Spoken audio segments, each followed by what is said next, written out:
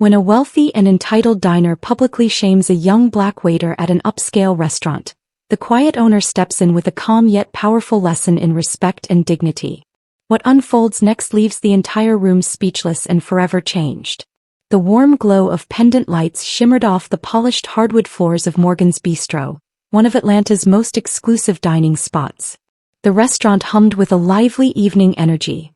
Waitstaff gracefully navigated between elegantly set tables, balancing trays of gourmet dishes. Soft jazz played in the background, a harmonious blend with the murmur of conversation and the occasional clink of glasses. At a central table sat Vanessa St. Clair, a well-dressed woman in her early 40s, accompanied by two equally sophisticated friends. Vanessa radiated an air of entitlement.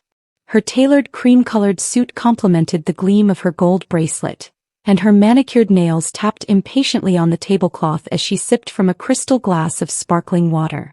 She critically scanned the room, taking in the decor and other patrons, a faint smirk playing on her lips. "This place is decent," she remarked, her voice carrying just enough for those nearby to catch. "But they could really use an update on their lighting, don't you think?" Her friend Lisa nodded enthusiastically. "Absolutely, Vanessa. And the floral arrangement on that table. It looks like they just grabbed it from a grocery store." Their light but pointed laughter seemed to float above the bistro's subdued atmosphere. In the corner, Malik Evans, a young black man in his early 20s, adjusted his bow tie and straightened his black vest. Despite long hours and a double shift, he maintained quiet professionalism. Malik had worked at Morgan's Bistro for almost a year, saving every penny for his final college semester. The bistro wasn't just a job. It was a lifeline, a step toward his dream of becoming a lawyer. Tonight, however, fatigue was starting to show. His steps, though deliberate, felt heavier, and his smile had become a practiced mask. Malik had learned to stay calm under pressure, but the endless demands of wealthy patrons often tested his resolve. "Table 12 needs their entrees," the head waiter called, snapping Malik back to the present. He glanced at the carefully balanced tray, the plated dishes, and made his way toward the center of the room, toward Vanessa's table.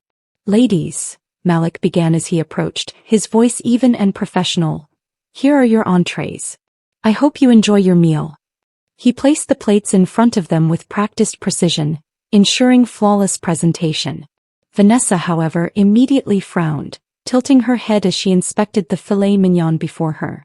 "Excuse me," she said, her tone sharp enough to cut through the ambient jazz. "Is this supposed to be medium rare?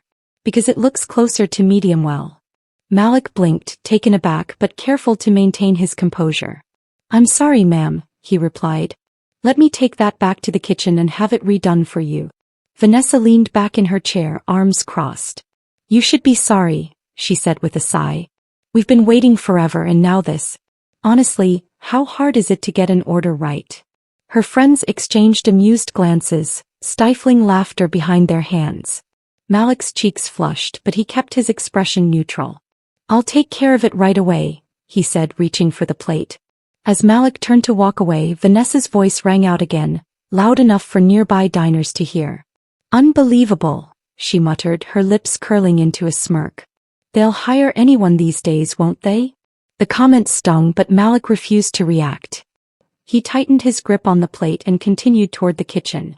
Behind him, Vanessa's friends giggled and one of them chimed in, "Maybe he's new or just not cut out for this kind of work." Vanessa scoffed dramatically. "If you can't carry a plate and get an order right, you're in the wrong job. Maybe flipping burgers would be a better fit." Her voice carried, drawing uncomfortable glances from nearby tables. A couple sitting a few feet away exchanged a look of disapproval, their brows furrowing at Vanessa's behavior. Across the room, Malik noticed these reactions but didn't pause. He pushed through the kitchen doors, his face burning with a mix of anger and humiliation. Unbeknownst to Vanessa, one patron had been quietly observing the entire interaction.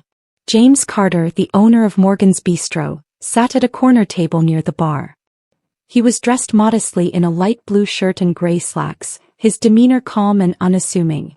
James often dined at his own restaurant, preferring to stay in the background to ensure everything ran smoothly. Tonight, however, his focus had shifted. He had noticed Vanessa the moment she arrived, her commanding presence hard to miss. But it wasn't until her treatment of Malik that James's attention sharpened. His gaze followed her movements, his expression impassive, but his mind clearly turning. James set down his glass of water and leaned slightly toward the bar, gesturing for the manager. They spoke in hushed tones, James's voice steady and deliberate. The manager nodded, his face tightening with a mix of understanding and concern. Back at her table, Vanessa continued to hold court, oblivious to the growing discomfort of those around her. "Honestly," she said, taking a sip of her wine, "I don't know why they bother with all this pretense if they can't even hire competent staff." Her friend Lisa chimed in, "Maybe we should leave a note on the check, as a favor to help them improve." Vanessa laughed, her diamond earrings catching the light. "Oh, I'll do more than that. I'm tempted to call the manager myself. They need to know what kind of embarrassment they're hiring." The atmosphere in the bistro had shifted. Whispers rippled through the diners, some shaking their heads in disapproval, others avoiding Vanessa's gaze altogether. The couple who had exchanged glances earlier now looked visibly annoyed, their meal interrupted by the ongoing spectacle. At the far end of the room, James rose from his seat, his movements deliberate and calm. The time had come to intervene. Malik pushed through the kitchen doors, his hands trembling slightly as he placed the plate on the counter. The head chef, a seasoned woman named Chef Maria, glanced up from her station, her brows furrowing when she saw his expression. "What happened, Malik?" Maria asked, wiping her hands on her apron as she approached. Malik exhaled sharply, his composure slipping just enough to let frustration show. "Table 12, he said, his voice low. The filet wasn't cooked to her liking. She wasn't exactly polite about it." Maria's lips thinned into a line and she shook her head knowingly. "Vanessa St. Clair?" she asked, her voice tinged with annoyance. "She's been here before. Always a critic no matter how perfect the dish." Malik nodded. "It's not just the food. She made it personal. Loud enough for the whole room to hear." Maria sighed, placing a comforting hand on his shoulder. "Take a breath. You're doing great. Let me fix this and we'll get it back out there." "Thanks," Malik said, his voice soft but grateful. He leaned against the counter for a moment, steadying himself. He wasn't new to rude customers, but this felt different, sharper, more deliberate. Out in the dining area, Vanessa continued her loud critique. The room had grown quieter, her voice cutting through the soft jazz like a discordant note. "Honestly," Vanessa said, swirling the wine in her glass, "if this place wants to call itself high-end, they need to rethink their staff. It's not just about the food. Presentation matters, attitude matters, and that boy, he's clearly not ready for this level." Her friends laughed nervously, but their smiles didn't reach their eyes. Even they seemed uncomfortable now, sensing the growing disapproval from other diners. At a nearby table, an older woman whispered to her companion, "Does she realize how she sounds?" The couple from earlier exchanged another glance. This time the man leaned forward, his voice just loud enough to carry, "Some people don't realize respect is a two-way street." Vanessa shot them a quick glance, her eyes narrowing. "Is there a problem?" she asked, her tone clipped. The man met her gaze evenly. "Not with the food or the staff," he said simply, then returned to his meal. His wife placed a hand on his arm, her lips twitching in a faint approving smile. Vanessa bristled but didn't respond. Instead, she turned her attention back to her friends who were now avoiding eye contact. From his corner table, James Carter observed the scene quietly. He had spent years building Morgan's Bistro into a sanctuary of good food and genuine hospitality. Moments like this, where entitlement threatened to overshadow the hard work of his team, struck a nerve. James rose from his seat, straightening his shirt sleeves as he approached the bar. The restaurant manager, Elijah, noticed him coming and stepped forward, his expression a mix of curiosity and concern. "Mr. Carter," Elijah began, "I've been keeping an eye on table 12. Should I step in?" James nodded slightly. "I'll handle it," he said, his voice calm but firm. "But I'll need you to prepare something special." Elijah raised an eyebrow but didn't question him. James leaned in, speaking in a low voice as the manager nodded and moved toward the kitchen. James turned back toward the dining area, his expression unreadable. With the newly prepared filet in hand, Malik emerged from the kitchen, his steps measured. He approached Vanessa's table, setting the plate down with deliberate care.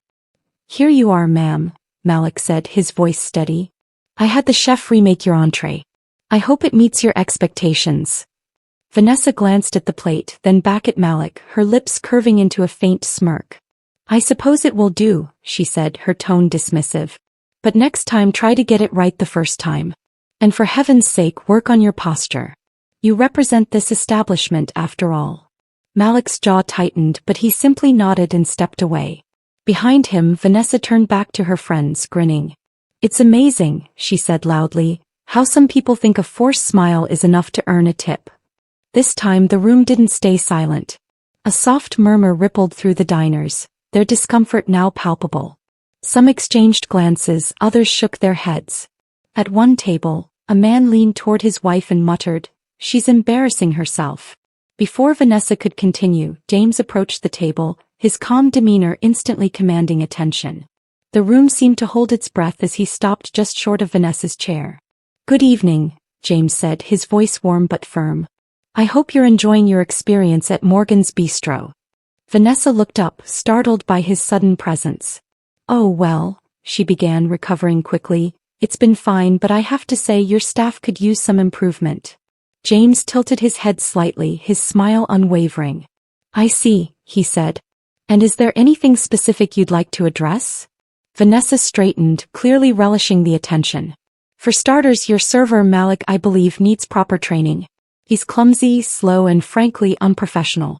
A place like this demands better." James nodded thoughtfully. "Thank you for your feedback," he said. Then, gesturing toward a nearby server holding a tray, he added, "Would you mind if I shared some feedback of my own?" Vanessa blinked, taken aback. "Excuse me." James's expression remained steady. "You see, I've been observing your evening, and while we always strive to provide exceptional service, I believe respect is a two-way exchange. Malik is one of the hardest working individuals on my team. If there was an issue with your meal, it could have been resolved with kindness." Vanessa's smile faltered. "I didn't mean any harm," she said, her voice less certain now. James raised an eyebrow. "Intent doesn't erase impact. Words carry weight, Mrs. St. Clair. And in my restaurant, we value not only the quality of our food but also the dignity of the people who make it possible." The room was utterly silent. Diners watched with rapt attention, the quiet hum of jazz now the only sound. Vanessa's smile froze, her polished exterior cracking under the weight of James Carter's calm but firm words. Her friends, who had been laughing moments ago, now sat in uneasy silence, avoiding eye contact with both Vanessa and the other diners. The room remained quiet, every pair of eyes fixed on the scene unfolding at the center table. James's posture was relaxed, his hands resting lightly in front of him, but his presence was anything but passive. His words weren't loud, yet they carried the weight of authority, reverberating through the bistro like a quiet storm.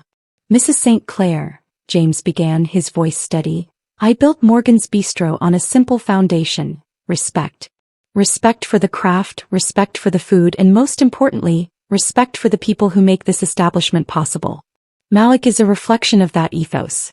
He's diligent, professional, and resilient. And tonight he showed far more grace under pressure than most people would." Vanessa shifted in her seat, her cheeks tinged with an embarrassed flush. "I wasn't trying to," she started, but James raised a hand, silencing her gently. "Intent and impact are two very different things," he said. "Your intent may not have been to humiliate or belittle him, but the impact of your words and actions says otherwise. Words, Mrs. St. Clair, carry power. And when wielded carelessly, they can do harm." James turned slightly, nodding toward the manager, Elijah, who stepped forward holding a silver tray. On it sat an unopened bottle of champagne and an envelope. The murmurs among the diners grew louder as they tried to guess what was happening. "This," James said, gesturing to the tray, "was meant to be a gesture of goodwill. A way to thank you for dining with us tonight. But I've decided to redirect its purpose." Vanessa furrowed her brow, glancing between the tray and James. "What do you mean?" she asked, her voice shaky. James picked up the envelope and set it in front of her. "Instead of complimentary champagne, I've chosen to donate the value of this bottle and your entire bill to a local organization that supports young professionals like Malik. This organization provides scholarships and mentorship opportunities for those striving to build better futures despite facing adversity. The announcement was met with a ripple of applause from nearby tables. Some diners nodded in approval, while others leaned closer to their companions, whispering in admiration. Vanessa's friends exchanged awkward glances, their earlier smirks now replaced by sheepish expressions.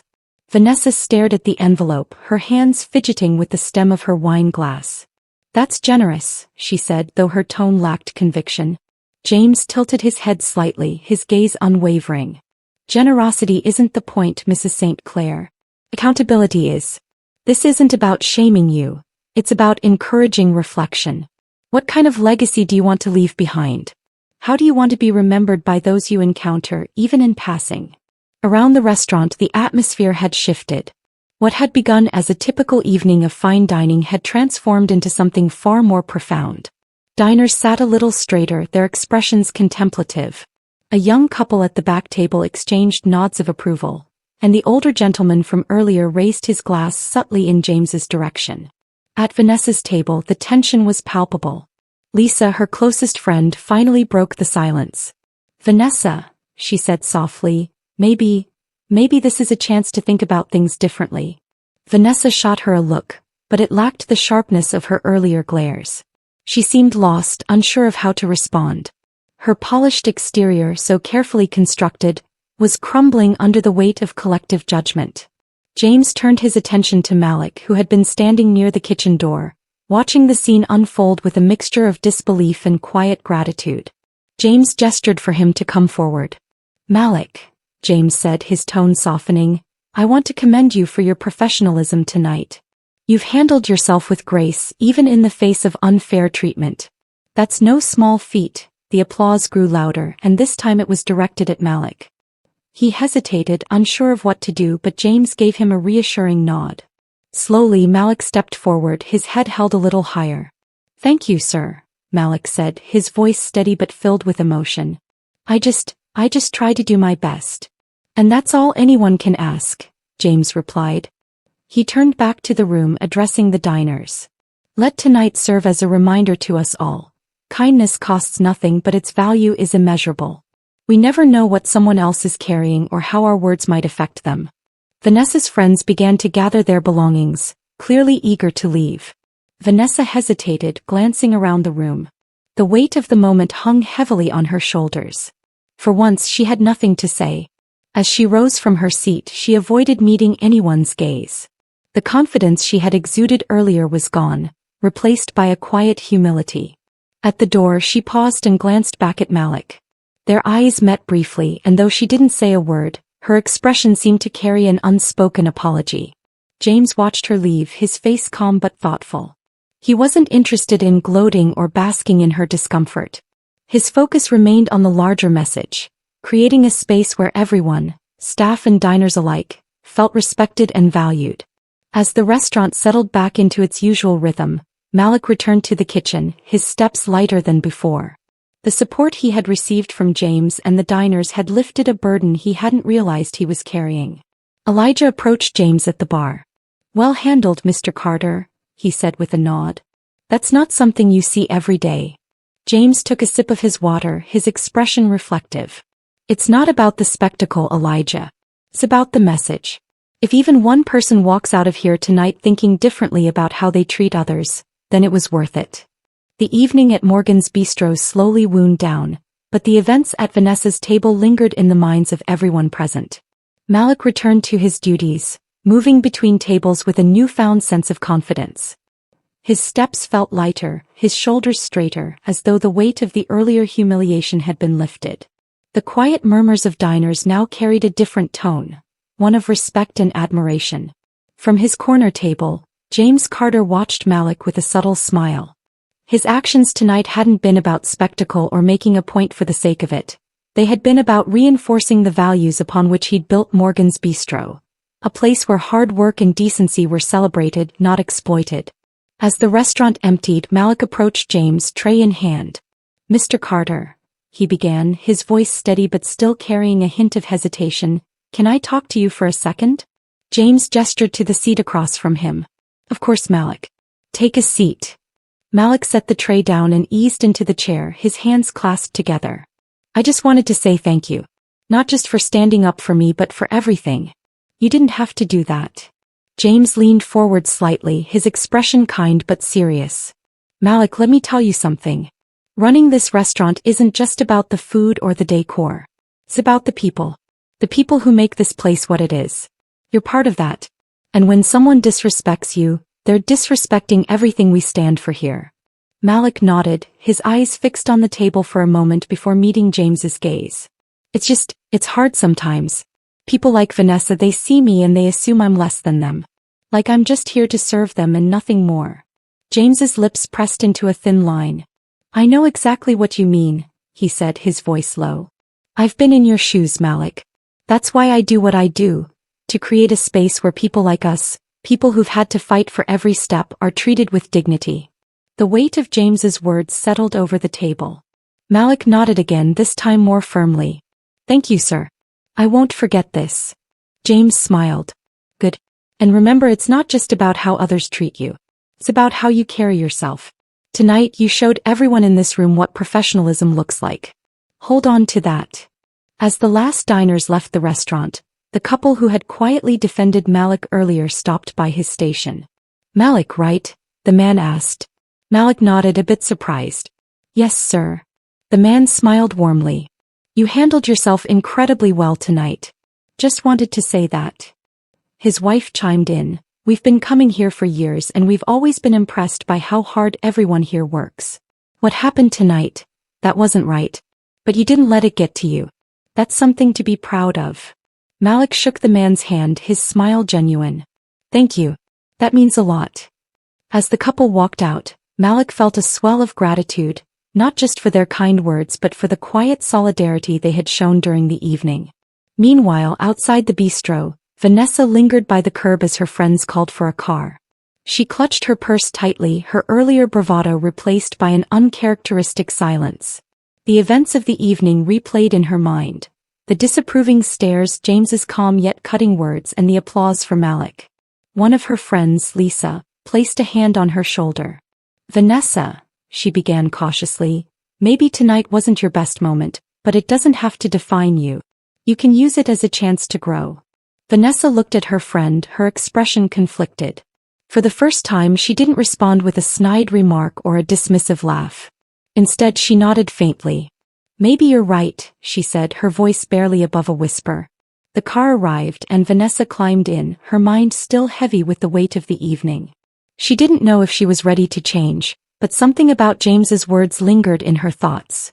What kind of legacy do you want to leave behind? As the staff began cleaning up, James walked over to where Malik was wiping down a table. Heading out soon? He asked. Malik nodded. Just finishing up here. James placed a hand on his shoulder. Before you go, remember this. Tonight wasn't just about standing up for you. It was about setting an example for everyone in that room. Kindness and respect, Malik, they're what make the difference. Malik smiled, his earlier exhaustion replaced by a sense of purpose. I'll remember that, sir. Thank you. As Malik left for the night, the staff exchanged small smiles and nods, the unspoken bond of shared respect stronger than ever. The restaurant, now quiet, seemed to carry the echoes of the evening, a reminder of the lessons learned and the values upheld. James lingered for a moment, looking out the window as the city lights reflected on the glass. In his heart he knew the fight for dignity and equality was far from over. But tonight in his bistro he had taken a stand, and that he thought was a step in the right direction. The events of the evening left an indelible mark, not just on Vanessa but on everyone who witnessed it. Malik walked away stronger, the diners left more thoughtful, and James reaffirmed his belief in the power of decency. Because at the end of the day, kindness isn't just an action. It's a choice. A choice that can ripple outward, creating change in the most unexpected ways. Join us to share meaningful stories by hitting the like and subscribe buttons. Don't forget to turn on the notification bell to start your day with profound lessons and heartfelt empathy.